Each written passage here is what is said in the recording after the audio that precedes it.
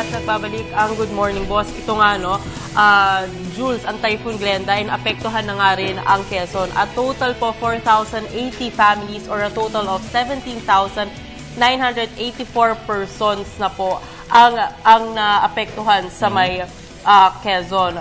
Ang mga municipalities po na meron na pong power interruption include Padre Burgos, Agdangan, Unisan, Pitogo, Macalalion, General Luna, Catanauan, San Andres, San Narciso, San Francisco, Buena Vista, Burdeos, Atimonan, Plaridel, Gumaques, Calawag, Ginayangan, Tagkawayan, Perez, Alabad, Quezon.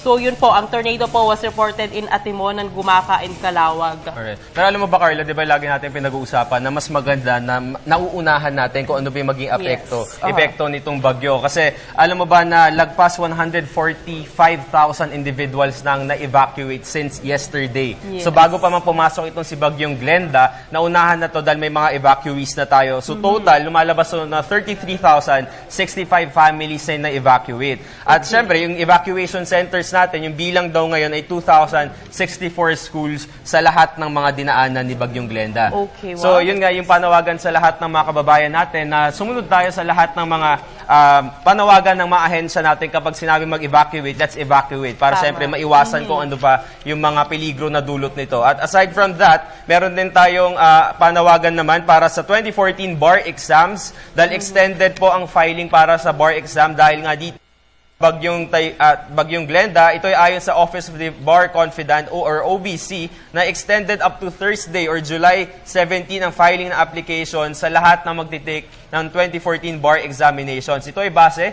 sa statement ni Supreme Court Public Information Office or PIO Chief and Spokesman Attorney Theodore Te na sinasabi na bagamat na merong suspension ngayong araw, July 16, may extend pa rin naman to or tatanggap pa rin ng aplikasyon ang OBC. Okay, so actually, hindi lang yun no? Gusto ko lang din i-update na alam mo ba kahapon ng UAAP din at ang mga iba pang mga NCAA na dapat maglalaro, actually na-cancela at sabi nga nila, i-announce naman daw po nila yung mga rescheduled games nila. Kaya mga boss, at lalo na sa ating mga players dyan, siguro na meron pa silang time to prepare.